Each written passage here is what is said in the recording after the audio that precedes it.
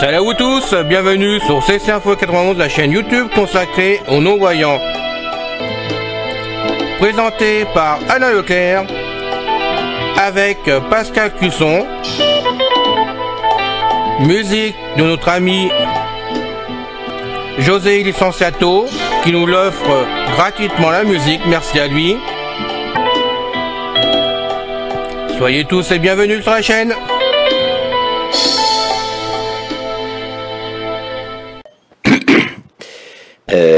Bien le bonjour, chers auditeurs. C'est encore une fois Pascal Cusson parmi vous pour la chaîne d'info Ceci Info 91, chaîne YouTube créée par notre ami Alain Leclerc, destinée à vous informer sur une foule de sujets qui, nous pensons, peuvent vous intéresser.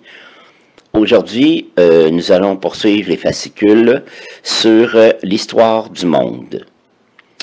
J'aimerais aussi vous demander votre aide à parler de nous, parler de la chaîne, je veux dire, ou des sujets qui vous intéressent directement sur la chaîne. Si vous pouvez publier les liens directs vers vos podcasts préférés sur vos murs de réseaux sociaux, ce serait bien apprécié. Merci, bonne écoute. Histoire du monde, le triangle des Bermudes. Section 1, entre mythe et réalité. Le mystère du triangle des Bermudes fait partie de ces histoires dignes des plus grands romans d'aventure. Plus d'une centaine de navires et avions se sont volatilisés dans cette zone proche des Caraïbes. Que sont-ils devenus? En moyenne, on dénombre 4 avions et 20 bateaux disparaissent mystérieusement chaque année dans cette zone de l'Atlantique. On raconte que les légendes sont faites de récits fantastiques qui perdurent à travers les âges. À l'instar de l'Atlantide ou de la légende du roi Arthur, le mystère du triangle des Bermudes a l'étoffe des légendes. Depuis les années 1950, cette zone géographique de 500 000 km² située entre la Floride, Porto Rico et l'archipel des Bermudes, est tristement célèbre pour les disparitions répétées de navires et d'avions. En moyenne, on dénombre 4 avions et 20 bateaux qui disparaissent mystérieusement chaque année. Pendant longtemps, les récits de marins se sont avérés trop imprécis pour que le phénomène ne soit étudié sérieusement. Diverses théories farfelues ont alors émergé, allant du piège tendu par des extraterrestres à l'existence d'une porte menant vers une autre dimension. Aujourd'hui, 2 explications plus sérieuses sont avancées par les scientifiques pour tenter d'expliquer ces phénomènes. Grâce aux nouvelles technologies et aux progrès réalisés dans le domaine de l'hydrographie, scientifiques et plongeurs peuvent recourir au sonar, permettant la visualisation des fonds marins avec précision, avec une large couverture. En février 2020, une épave a été retrouvée 95 ans après sa disparition.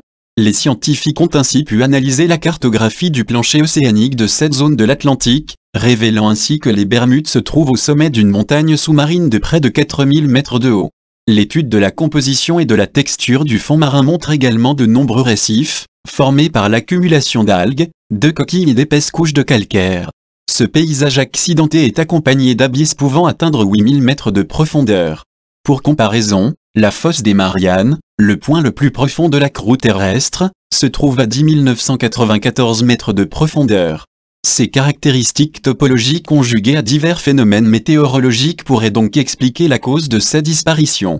Tommy Leaf, professeur de biologie marine, avait d'ailleurs révélé l'existence de tourbillons aspirants après avoir plongé dans la zone. Les tourbillons sont évidents, il y a d'immenses tunnels avec une très forte puissance d'aspiration. Ce phénomène, appelé théorie des tourbières, est souvent observé dans les environnements de roches calcaires, semblables au récif du triangle des Bermudes. Le triangle des Bermudes se trouve être également l'épicentre d'une activité météorologique particulièrement violente. Point de rencontre d'ouragans, de tempêtes équatoriales et d'orages provenant de la côte mexicaine, de nombreuses micro-rafales de vent soufflant à plus de 270 km/h sont à l'origine de vagues aux dimensions rares. L'océanographe britannique Simon Boxall, de l'université de Southampton, explique que ces vagues, ou ces murs d'eau, comme ils sont souvent décrits, peuvent atteindre les 30 mètres de haut et sont capables de faire chavirer des navires de grande taille. Ces vagues abruptes, appelées vagues scélérates, apparaissent souvent au sein d'un mouvement de vagues aux ondulations normales. La répartition de ces vagues scélérates à l'échelle du globe est cependant encore mal connue des scientifiques aujourd'hui mais apporte un éclairage au mystère qui entoure les disparitions dans le triangle des Bermudes. Fin de la section 1. Section 2, le triangle des Bermudes, une zone mystérieuse qui continue de fasciner. Cette zone de l'océan Atlantique est tristement célèbre pour les navires et avions qui y ont disparu sans laisser de traces. Des drames dont les causes demeurent mystérieuses et qui font l'objet de nombreuses théories et légendes depuis des décennies. Par une journée ensoleillée, il y a près de 80 ans, 5 avions de la marine américaine connus sous le nom de l'escadrille 19 décollèrent de leur base en Floride pour une mission d'entraînement de routine. Ni les avions ni l'équipage ne sont jamais revenus. Le triangle des Bermudes est une zone approximativement délimitée par Miami, les Bermudes et Porto Rico. Bien que personne n'ait tenu les comptes, de nombreux navires et avions ont disparu sans laisser de traces à l'intérieur de ce triangle. Les caractéristiques inhabituelles de cette zone sont observées et documentées depuis des siècles. Christophe Colomb avait par exemple écrit dans son journal de bord que son compas avait tendance à se dérégler lorsqu'il naviguait dans le secteur. Le triangle des Bermudes ne reçut toutefois son nom qu'en août 1964 dans un article sur la disparition de l'escadrille 19 écrit par Vincent Gadi pour le magazine américain Argosy. De nombreuses théories étranges furent avancées pour expliquer les événements qui menèrent à la disparition des voyageurs. Les tragédies furent par exemple attribuées à d'énormes monstres marins, à des calmars géants ou à encore des extraterrestres qui enlèveraient les marins et les aviateurs, mais aussi à l'existence d'une mystérieuse troisième dimension et à des flatulences océaniques, le rejet soudain de grandes quantités de méthane par le plancher océanique. La réalité, selon de nombreuses personnes, serait néanmoins bien moins épique. Les disparitions s'expliqueraient par l'imprévisibilité de la nature, par des erreurs commises par les équipages, par une mauvaise fabrication des vaisseaux, ou encore, tout simplement, par une forte dose de malchance. La zone est très fréquentée. Il s'agit d'un carrefour très actif depuis les premiers jours de l'exploration européenne, explique John Reilly, historien à la US Naval Historical Foundation. Il n'est pas étonnant que de nombreux accidents se produisent dans une zone où il y a énormément de passages.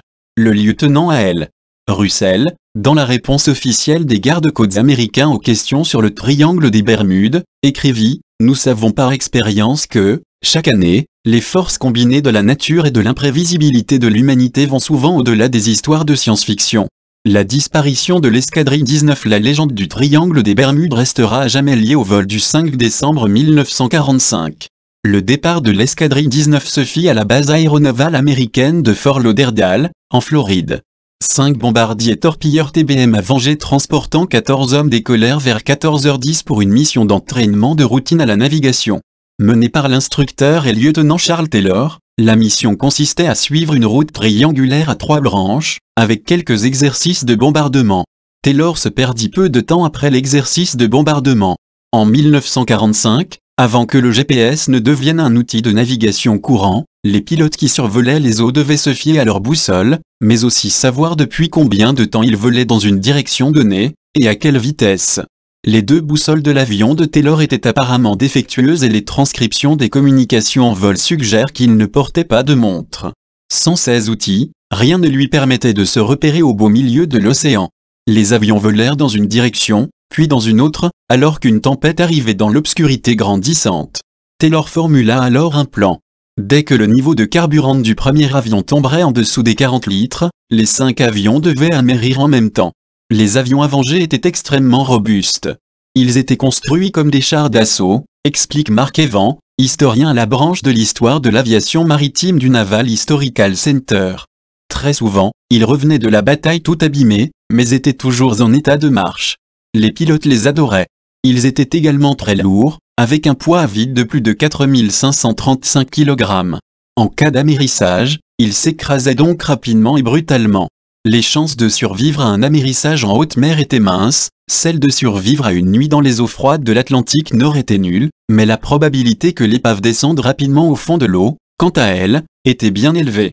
Des recherches importantes sur terre et en mer furent organisées, mais ni les corps ni les épaves n'ont jamais été retrouvés. Pour ajouter au drame, l'un des avions envoyés en sauvetage disparut également avec son équipage composé de 13 hommes. Leur hydravion, un PBM Marinée, était surnommé le réservoir d'essence volant, la moindre étincelle ou allumette pouvait provoquer une explosion.